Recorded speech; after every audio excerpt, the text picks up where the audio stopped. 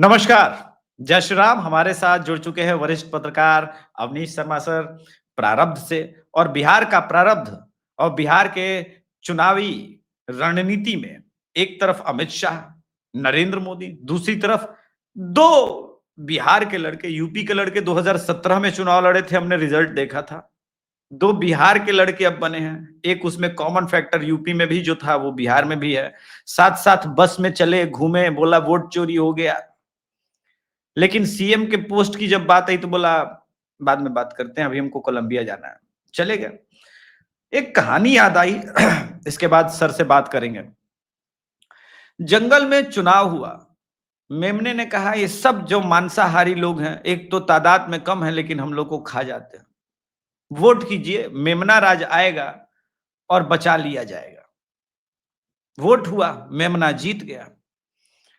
अब शेर की बारी थी, जो असली राजनेता था, क्योंकि शेर जंगल का असल राजा है, डेमोक्रेसी आएगी कहां से।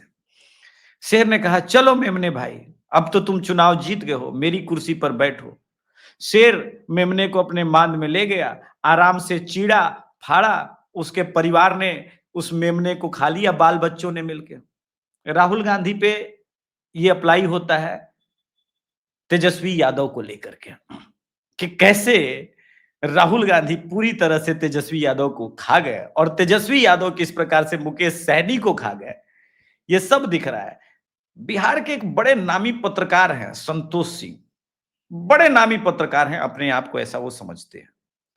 और मतलब 365 दिन 5 साल 24/7 मोदी और शाह को गाली देने का काम करते हैं। मगर कल रात को इन्होंने लिखा मोदी अजय है, क्योंकि शाह साथ में शाह है।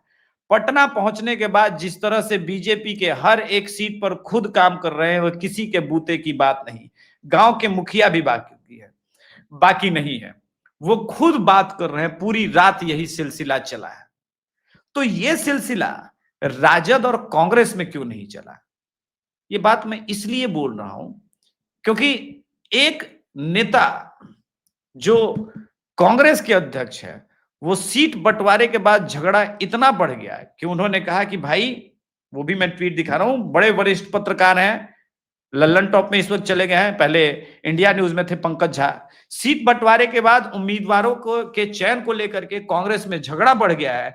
कांग्रेस के गुट ने पटना में बैठक बुलाई, यह गुट चुनाव में टिकट बांटने के फैसले से नाराज है।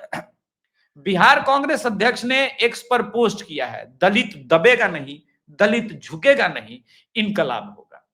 और इनकलाब 14 सीटों पर मित्रों आ गई है।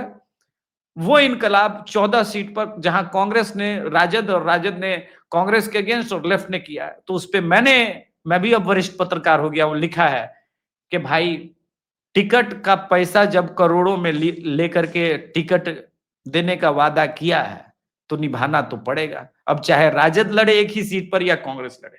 अवनीश सर, शो में आपका स्वागत है। कितना चुनाव आप जीवन में कवर कर लिए होंगे, मेरी गारंटी है ऐसा चुनाव कवर नहीं किया होगा।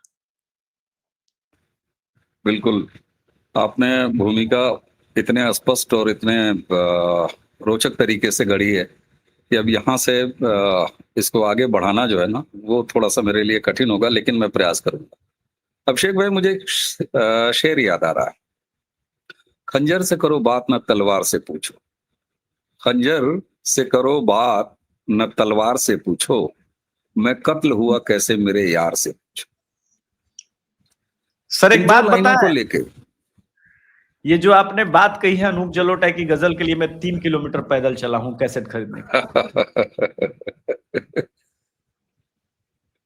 देखिए, अभी का जो दिखने वाला सरसरी नजर में और पहली नजर में जो फैक्ट है, वो क्या दिखाई देता है बिहार के चुनाव में, कि राहुल गांधी, तेजस्वी यादव, इन दोनों की पार्टियों का गठबंधन है, जिसका नाम इन्होंने महागठबंधन रखा है। लालू यादव का पूरा आशीर्वाद है। लालू यादव लगातार राहुल गांधी के साथ दिखाई देते रहे, मटन पकाते रहे। यहाँ आपने भूमिका में भी कहा कि यूपी की तर्ज पर दो लड़के वहां बिहार में उतरे हैं, तेजस्वी और राहुल गांधी।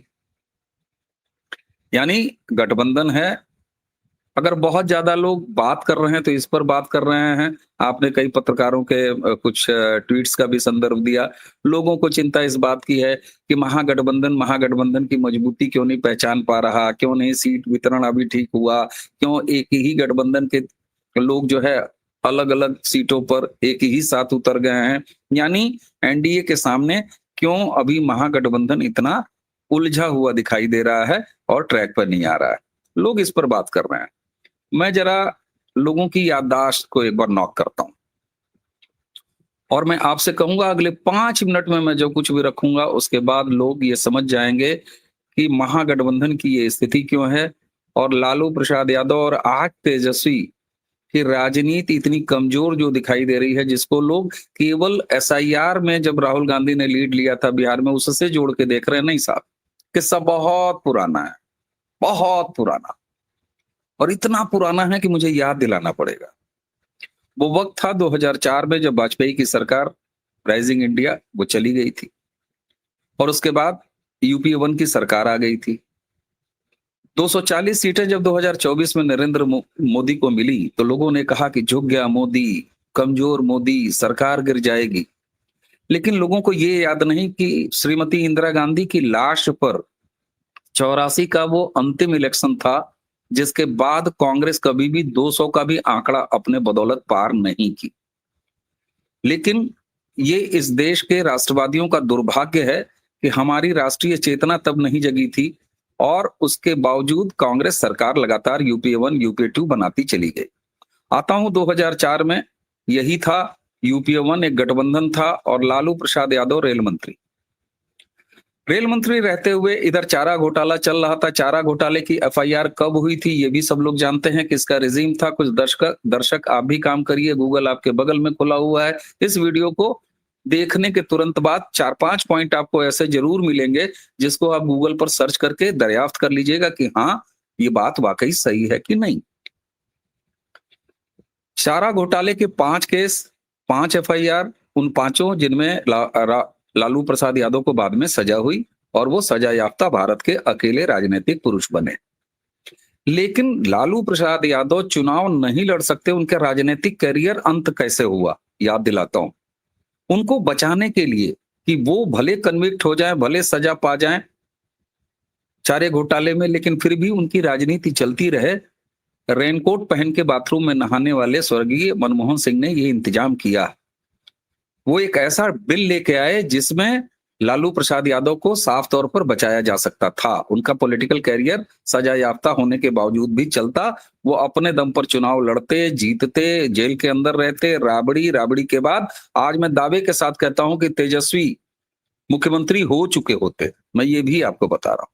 लेकिन नहीं हुआ ये सब क्यों? क्योंकि उसी बिल के एक सांकेतिक ड्राफ्ट को उस समय कांग्रेस पार्टी का केवल एक सांसद जिसका नाम राहुल गांधी, जिसकी दूसरी क्वालिटी सिर्फ इतनी थी कि वो कांग्रेस के मालिक का बेटा, उस खानदान का बेटा, इसके अलावा नहीं, वो सेठ का बेटा, और उस सेठ के बेटे ने अपने रिमोट प्रधानमंत्री, अपने नौकर प्रधानमंत्री की कैबिनेट में प्रस्तुत उस बिल के ड्राफ्ट को सांकेतिक रूप से ऐसे ऐसे फाड़ा और फेंक दिया।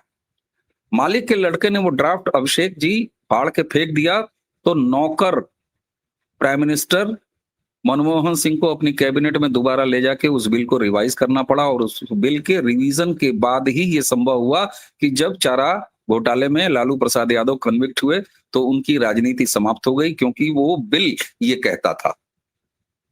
हालांकि ये अलग बात है कि खुद राहुल गांधी उसी बिल की वजह से उनकी भी मेंबरशिप एक बार गई। अब आप मुझे ये बताइए, अगर मैं यहां से ये कहना शुरू करूं कि लालू प्रसाद यादव की राजनीति को खाने का काम सोनिया कांग्रेस ने किया और राहुल ने किया, तो ये क्या तथ्य विहीन चीज है? पहला तथ्य, राहुल वहां से शुरू करते हैं लालू प्रसाद यादव की राजनीति समाप्त को। मैं अंत में ये भी बताऊंगा कि राहुल ऐसा क्यों कर रहे हैं, मैं ये भी बताऊंगा। लेकिन सोनिया और राहुल कांग्रेस का पेट यही नहीं भरा, क्योंकि केवल लालू प्रसाद यादव के माथे पर लिख गया था चारा चोर 5 मामलों की सजा के बाद, और वही लालू प्रसाद यादव राबड़ी देवी को मुख्यमंत्री बना चुके थे। ये इतिहास था। अभी कन्विक्टेड नहीं थे, केवल जेल गए थे आरोप में, सजा नहीं तय हुई थी और राबड़ी को बना दिया था। यानी लालू अगर चोर सिद्ध भी हो जाएं तो भी उनका परिवार राजनीति बिहार में कर सकता है, इस बात को जानते थे, ये फैक्चुअल था क्योंकि राबड़ी बन चुकी थी। इसलिए सोनिया और राहुल को अभी राबड़ी का भी शिकार करना था, और सिर्फ राबड़ी का नहीं, उस घर की सबसे बड़ी बेटी मीसा भारती जो सबसे पहले राजनीति में सक्रिय दिखाई दी, अभी उसका भी शिकार करना था। ऐसी हर एक संभावनाओं को समाप्त करना था सोनिया और राहुल कांग्रेस को। क्यों करना था इसका अंत में बताऊंगा, जरा धीरज रखें दर्शक। और तब 2004 और 2009 का टर्म आता है, लालू प्रसाद यादव रेल मंत्री, और फिर आता है लैंड वर्सेस जॉब्स का घोटाला। और वो घोटाला ऐसा था जिसको बड़े आराम से, एक बार फिर मैं कहूंगा, रेनकोट पहन के बाथरूम में नहाने वाले प्रधानमंत्री ने होने दिया, बड़े आराम से चलने दिया। वरना क्या ये संभव था कि सरकार के रहते हुए रेल मंत्री ऐसे घोटाले कर रहा हो और उसका परिवार सीधे सीधे उसमें शामिल हो? ये आंख मूंद लेना था, ये चुपचाप चारा रख देना था। चारा खाने के आदती लालू प्रसाद यादव उस ट्रैप में जो सोनिया कांग्रेस और राहुल ने बिछाया था उसमें आराम से फंसते चले गए। क्यों? क्योंकि करप्शन इन्हें प्यारा था, माल इन्हें चाहिए था। यहां तक कि दिल्ली बुला के वो वीडियो भी टहल रहा है जिसमें राबड़ी देवी के मायके के रिश्तेदार, उन तक की जमीन भी लिखवा ली गई। बिल्कुल, महिला साफ तौर पर कह रही है। और ये सारा कुछ होने दिया गया, और ये सारा कुछ जब हो गया तो क्या उस समय नरेंद्र मोदी की सरकार थी जिसने ये लैंड और जॉब वाला मुकदमा दर्ज कराया था? किसकी सरकार थी जब ये मुकदमा दर्ज हुआ? कांग्रेस की सरकार थी। कांग्रेस की सरकार थी। एक बार फिर राहुल गांधी ने और सोनिया ने शिकार किया किसका? लालू के साथ राबड़ी देवी का और मीसा भारती का। ये दो नाम और शामिल हो गए। और अब राबड़ी देवी के भी यहां लिखा हुआ था घोटालेबाज, और मीसा के यहां लिखा हुआ था घोटालेबाज। लेकिन अभी पितृ सत्तात्मक इस समाज में राहुल और सोनिया को पता था कि अभी विरासत लेने वाले लड़के भी बचे हुए हैं। इसलिए अभी और शिकार होना था, और तब अस्तित्व में आता है IRCTC घोटाला। ये भी ठीक उसी समय 2004 से 2009 झारखंड के होटलों को, और जिसे आज लोग कह रहे हैं ओपन शट केस है, ओपन शट केस है, सजा होनी ही होनी है ना? तो ये बताइए, घोटाला करते समय ये नहीं पता होता है अपराधियों को ये ओपन एंड शट केस है? इतना साफ हम कर रहे हैं, कैसे, किस आधार पर अभिषेक जी हम सारे लोग कह रहे हैं ओपन एंड शट केस है? इसी आधार पर ना कि होटल दिए जाते हैं एक फर्म को, वो फर्म एक लैंड ऐसा है जो जिसकी कीमत उस समय 94 करोड़, आज के समय में मेरे ख्याल से 400 से 500 करोड़ के बीच में होगी, मैं नहीं जानता कितनी होगी, लगभग इतनी होगी। उसको सीधे तौर पर बेनिफिशियरी रेल मंत्री से बेनिफिटेड होता है, उसके एक LI की कंपनी को वो ट्रांसफर करता है लैंड, और उस LI की कंपनी एक ऐसी कंपनी को लैंड ट्रांसफर कर देती है जिसमें डायरेक्टर तेज प्रताप राबड़ी देवी और तेजस्वी उसके डायरेक्टर लारा। ओपन शट इसी मामले में है ना। तो यहां पर पहले लालू को खाया सोनिया कांग्रेस ने, उसके बाद खाया किसको? उसके बाद खाया राबड़ी देवी, वो लैंड्स पर जॉब्स में आ चुकी थी, मीसा भारती आ चुकी थी, और IRCTC आते आते राहुल और सोनिया ने वो कुचक्र रच दिया जिसमें तेजस्वी यादव 17 साल का लड़का, और घोटाला यहां लिख गया घोटालेबाज। अब आप मुझे ये बताइए, इन सारे डॉट्स को अगर आप जोड़ें, और ये भी केस कब दर्ज हुआ साहब? जब कांग्रेस की सरकार थी। अब लोग एक सवाल उठाएगा कि टाइमिंग बिहार के चुनाव में ही क्यों हुआ, और नरेंद्र मोदी कैसे कर रहे हैं ये? नरेंद्र मोदी बदले की राजनीति कर रहे हैं। हाँ, बदले की राजनीति कर रहे हैं, बदले की राजनीति हो रही है, लेकिन बदले की राजनीति आप सोचिए कितना शानदार प्लान और कितने लंबे समय से प्लान बनाया राहुल और सोनिया ने कि बिहार में लालू के खानदान की राजनीति समाप्त कर देनी है। अभी इस प्रश्न का उत्तर अभी भी बाकी है कि क्यों, आऊंगा। अब जो लोग ये कह रहे हैं कि साहब ये बदले की राजनीति है, ये जानते हैं कौन लोग कह रहे हैं? ये वही लोग कह रहे हैं, कांग्रेसी इकोसिस्टम के लोग कह रहे हैं ना। कारण क्या है? सावन का अंधे को हरा हरा दिखाई देता है। तो जिन्होंने यूपीए 1, यूपीए 2 या कांग्रेसी सरकारों में अदालतों को अपने आदेश पर आदेश देते हुए देखा है, जिनके कृपा पात्र जज बने हैं बिना किसी योग्यता के, यहां तक कि जिसके पास लॉ की डिग्री भी नहीं रही है, वो भी कांग्रेस के समय में चीफ जज, वो सीजीआई बन चुका है, चीफ जस्टिस ऑफ इंडिया। ऐसे इतिहास के लोग, और जब उनके जमाने में कोर्ट ने कहा कि सीबीआई तोता है पिंजड़े में, तो उन्हें आज भी लगता है कि बिल्कुल सीबीआई तोता है, क्योंकि वो जानते हैं कि हमारे टर्म में ऐसा सब कुछ हुआ। इसलिए उन्हें ये कल्पना है कि वो पिंजरा इस समय नरेंद्र मोदी के हाथ में है और तोता तो वो है ही है।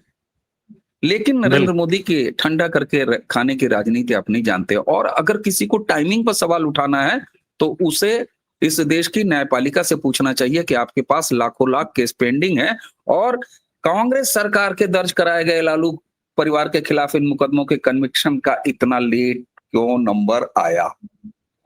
अब एक प्रश्न का उत्तर अगर हम लोग नहीं देंगे तो हमारे दर्शक कहेंगे कि हम बेईमानी कर रहे हैं, कि राहुल गांधी ऐसा क्यों कर रहे हैं। मेरा शेर याद कीजिए, खंजर से करो बात न तलवार से पूछो, मैं कत्ल हुआ कैसे मेरे यार से पूछो।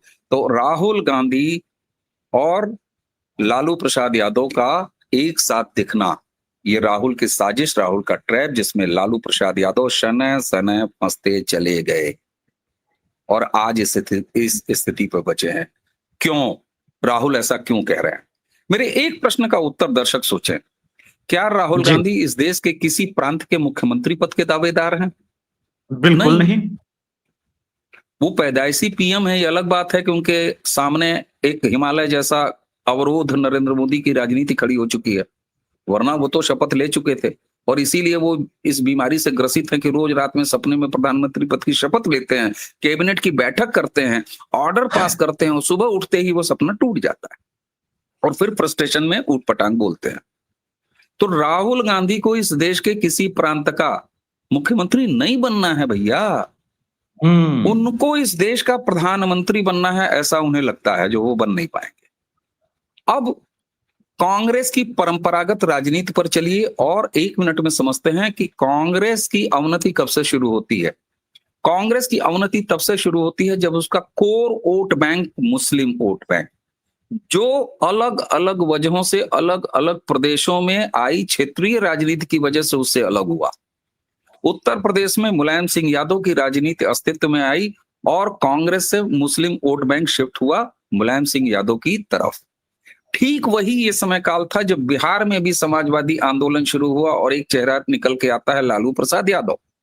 लालू प्रसाद यादव और आरजेडी और जनता दल के समय से ही धीरे धीरे कांग्रेस का वो मुस्लिम वोट बैंक कांग्रेस से दूर निकल के लालू की गोदी, लालू की झोली में चला गया।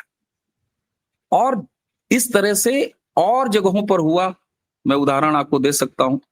शरद पवार जब कांग्रेस से अलग हुए, महाराष्ट्र में यही स्थिति कांग्रेस के साथ हुई।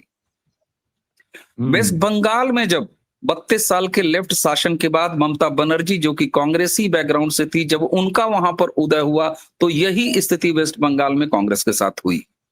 क्षेत्रीय दलों ने कांग्रेस को धीरे धीरे नीचे लाने का ग्राफ किया। कारण क्या? क्योंकि मुस्लिम वोट बैंक और साथ में कुछ अपनी क्षेत्रीय जो छोटे जो वोट बैंक्स थे, जिसको मैं वोट बैंक नहीं कहता हूं क्योंकि हिंदू नाम का जंतु कभी वोट बैंक नहीं हो सकता, सनातन कभी वोट बैंक नहीं हो सकता।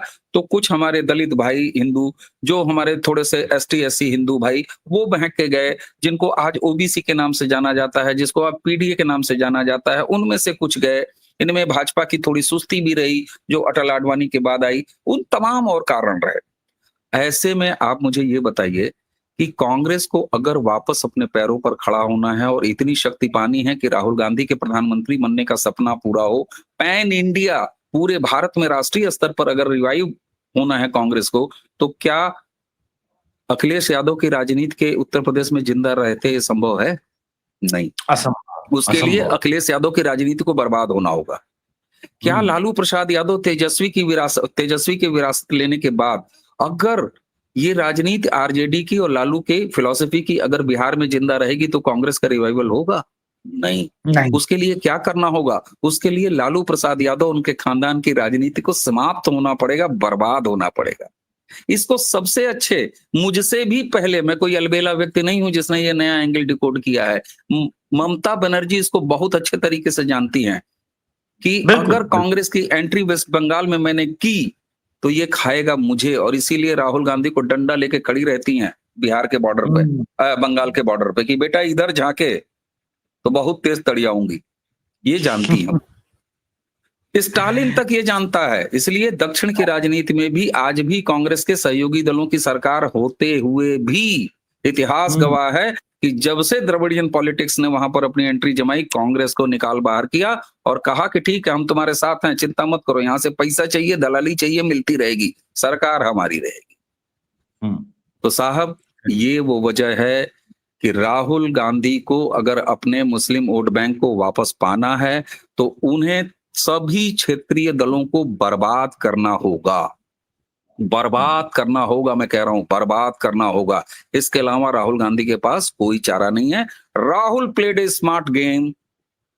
वो लालू प्रसाद यादव को ट्रैप लगाते हैं, लालू उसमें फंसते हैं, तेजस्वी को फंसाते हैं, एसआईआर के बहाने राहुल दूल्हा बने घूमते हैं, तेजस्वी सहबाला भी नहीं बनते, एक गरीब बाराती की तरह पीछे पीछे टहलते हैं, सारी महफिल राहुल लूटते हैं, एसआईआर बंद कर देते हैं, और कांग्रेस के इतिहास में पहली बार पटना में अपने ऑफिस में सीडब्ल्यूसी की मीटिंग भी करा लेते हैं। ये कांग्रेस का रिवाइवल का प्रयास नहीं है तो और क्या है। और आज जब महागठबंधन के नाम से चुनाव लड़ा जा रहा है अभिषेक जी, तो ना महागठबंधन है, न सीटों का समझौता है, अलग अलग लिस्टें हैं, अलग अलग उम्मीदवारी है, अलग अलग पर्चे भराए जा रहे हैं।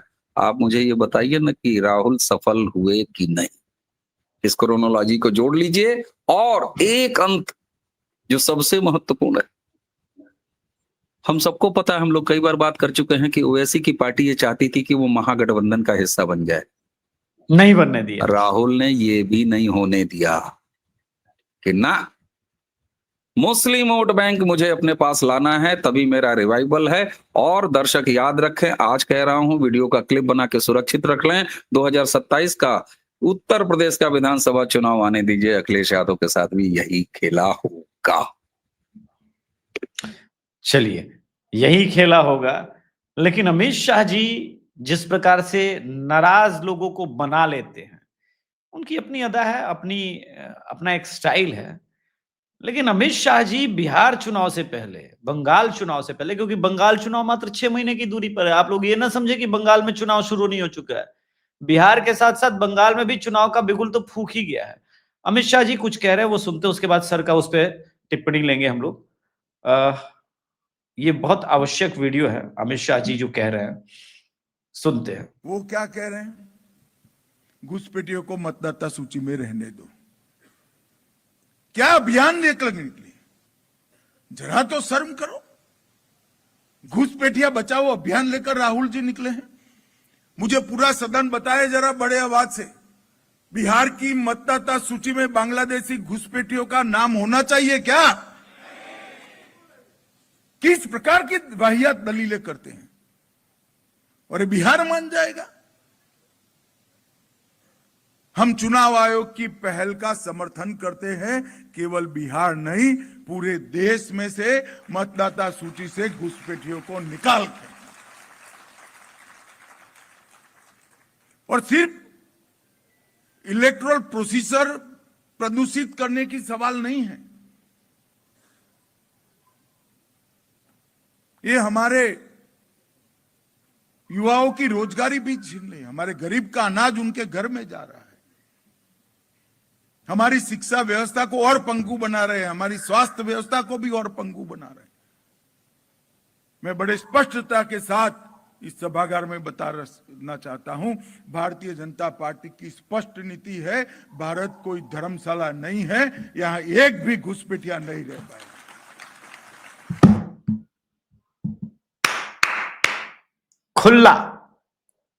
खुला राजनीति, खुली बात, और बिहार को दो तरफा साधा जा रहा है। दक्षिण में मोदी जी कह रहे हैं, क्या शानदार हिंदी बोली चंद्रबाबू नायडू ने। मतलब देखिए, मैंने अक्सर नेशनल ज्योग्राफिक पर ये देखे हैं सीन, शेर जब शिकार को आता ना तो एक तरफ से इधर से शेर आएगा, दूसरी तरफ से शेर आएगा, तीसरी तरफ से आएगा, और शेर जब एक साथ अटैक करते हैं तो मतलब सेकंड भर का समय नहीं लेते, सीधे गले पर अटैक करते हैं। मतलब यहां से 2,500 टेक्निकली ट्रेन से अगर देखा जाए तो 2,500 किलोमीटर दूर है बिहार से। वहां से आदमी, मोदी जी मधुबनी प्रिंटिंग का कुर्ता धोती पहनते हैं, शॉल लगाते हैं, प्रणाम करते हैं और कहते हैं हिंदी, और सीधा स्टालिन को मार के सीधा तेजस्वी को खा जाते हैं। बोले स्टालिन को बुलाया था ना, तमिल का अपमान नहीं किया, हिंदी की प्रशंसा, और सीधे बिहार से जोड़ा, और इन्होंने घुसपैठ से जोड़ा। ये जो दो शेर हैं ये तो खेल खेल रहे हैं। जी सर। और केवल जबानी और सांकेतिक खेल नहीं, नरेंद्र करके मोदी जी दिखाया। टाइमिंग के धनी, नरेंद्र मोदी जी टाइमिंग के बहुत बड़े धनी हैं। उनके बारे में मैं कम से कम 1000 बार तो ये शेर कह चुका हूं, कौन सी बात कहाँ कैसे कही जाती है, वो सलीका तो हर बात सुनी जाती है। नरेंद्र मोदी की टाइमिंग का सवाल नहीं, उस पर सवाल आप नहीं उठा सकते। संकेतों की राजनीति वो करते हैं, उस पर आप सवाल नहीं उठा सकते। He is a master. Amit Shah ji ने जो कहा वो केवल जबानी नहीं। 15 अगस्त लाल किला अभी जो बीता है, प्रधानमंत्री ने देश को बताया कि हम एक टाइम बाउंड डेमोग्राफी जो हमारी चेंज की गई है उसके खिलाफ हम टास्क फोर्स कर रहे हैं, और वो टाइम बाउंड है, उसका समय काल 32 का है। और जब वो कहते हैं कि डेमोग्राफी ठीक करेंगे, तो डेमोग्राफी कैसे ठीक होगी? सबसे पहले घुसपैठियों को आइडेंटिफाई करना, उनको बाहर करना। घुसपैठियों को आइडेंटिफाई करने का काम सबसे पहले अगर शुरू होगा तो कहां से शुरू होगा? उनको वोटिंग राइट न मिले तो एसआईआर, और देश भर में एसआईआर, जिसको गृह मंत्री केवल भाषण में नहीं कह रहे हैं, इलेक्शन कमीशन कह चुका है, और वो शनै शनै जारी है, वो क्रम आगे भी बढ़ेगा। इसीलिए मैं एसआईआर को मिनी एनसीआर कहता हूं। मिनी एनसीआर इसलिए कि केवल बालिग जो हैं, जो वोटर हैं, उनका तो एनसीआर ही हो रहा है ना साहब, एसआईआर जब हो रहा है तो। एनआरसी इसके बाद एनआरसी। इसमें एनआरसी, सॉरी एनआरसी कहता हूं, तो एनआरसी ही तो हो रही है साहब। जितने वोटर हैं, बालिग हैं, वोटर हैं, तो एनआरसी उनकी हो रही है। अब इसके बाद क्या बच रहा है साहब? बाकी सारे छोटे बच्चे बचते हैं, या ऐसे लोग जो वोटर नहीं है, अगर उनको ऐड कर लिया एसआईआर में तो एनआरसी कंप्लीट। एनआरसी आपने कर लिया, घुसपैठियों को पहचान लिया, उसके बाद आप उसे बाहर करेंगे। जब आप उनको बाहर करेंगे तो जो डेमोग्राफी बदली हुई है सीमांचलों की, असम की, या बाकी जगहों की, या आपके दिल्ली एनसीआर की झुग्गी झोपड़ियों में, लखनऊ पटना जैसे शहरों में, छोटे मझोले शहरों में, ये डेमोग्राफी अपने आप बैलेंस हो जाएगी। तो ये तो टास्क फोर्स काम चल रहा है साहब। ये वो नरेंद्र मोदी है जो 2000 और 500 के नए नोट छाप लेते हैं, उसके बाद नोटबंदी करते हैं, और हवाई जहाज से, फाइटर जेट से नोट पहुंचा दिए जाते हैं, किसी को खबर नहीं होती, अचानक 8 बजे आते हैं, भाइयों बहनों कहते हैं, दुनिया बदल जाती। तो ये नरेंद्र मोदी या अमित शाह ये जो कुछ भी कह रहे हैं जबानी जमा खर्च नहीं है, ये तो पूरे देश को बताया उन्होंने, हम सबको बताया कि भैया हम काम शुरू कर चुके हैं। तो इसे कहते हैं डिलीवरी की राजनीति। 2014 से भारत में एक परिवर्तन आया है, इमोशन पर राजनीति नहीं। ये जो नई भाजपा है, ये टीम नरेंद्र मोदी जो है वो डिलीवरी की राजनीति कर रही है, और यहां आके मात खा जाते हैं ये सारे के सारे। इसलिए इनसे चुनाव लड़के जीत पाते नहीं, क्योंकि कुवत ये पैदा नहीं कर पा रहे हैं, क्योंकि डिलीवरी की पॉलिटिक्स, और डिलीवरी सिर्फ हाईवेज में नहीं, डिलीवरी सिर्फ शौचालय में नहीं, डिलीवरी पीने के पानी में ही नहीं, डिलीवरी चिकित्सा में ही नहीं, डिलीवरी उज्ज्वला में ही नहीं, डिलीवरी बांधों में, इमोशनल डिलीवरी। जन्मभूमि पर श्री राम जन्मभूमि मंदिर बनके तैयार है, ये इमोशनल और भावनात्मक डिलीवरी लीजिए साहब। देश का सीना 56 इंच का वाकई हो चुका है, ऑपरेशन सिंदूर, शौर्य की डिलीवरी लीजिए साहब, सेना भी आपको डिलीवर कर रही है। आप स्वनिर्मित हथियार बना रहे हैं और उससे दुनिया को चौंका रहे हैं, ये रक्षा क्षेत्र में आपकी डिलीवरी है। आप अमेरिका के टैरिफ के बावजूद भी सितंबर वाली तिमाही में अपने एक्सपोर्ट को 6.76% से बढ़ा लेते हैं, ये डिलीवरी की राजनीति है भाई। तो जब डिलीवरी की राजनीति संकेतों से लेके कल्चर से लेके प्रोडक्शन, इकोनॉमी, डेवलपमेंट, करोड़ों करोड़ों हमारे भाइयों को मुफ्त खाना, अनाज, चिकित्सा, ये सारी जब डिलीवरी आ जाती है और घुसपैठियों पर टास्क फोर्स, कल्पना किया था किसी ने? इस देश के संसाधनों पर पहला हक मुसलमानों का है। एक ऐसी नेत्री जो कभी योजना आयोग में रहा करती थी, उसका वीडियो देखिए, वो कहती है क्या हुआ अगर वो बांग्लादेशी और रोहिंग्या हैं, तो आदमी है ना, रहने दो ना, तुम्हारे बाप का है। वो शेर याद आ जाता है कि हमारा भी खून शामिल है यहाँ की मिट्टी में, घंटा शामिल है, किसी के बाप का हिंदुस्तान थोड़ी है, हैं? तो ये किराए का मकान थोड़ी ना है कि यहाँ आके रह लोगे। सवाल यह है कि डिलीवरी की राजनीति करने वाली ये सरकार और इसके नेता हर मायनों में डिलीवरी की राजनीति कर रहे हैं, चाहे वो विकास हो, चाहे वो घुसपैठियों को भगाकर अपने देश की भूमि को सुरक्षित रखना हो, अपने नागरिकों को अपने पास रख के और बाहरी घुस आए घुसपैठियों को बाहर करना हो।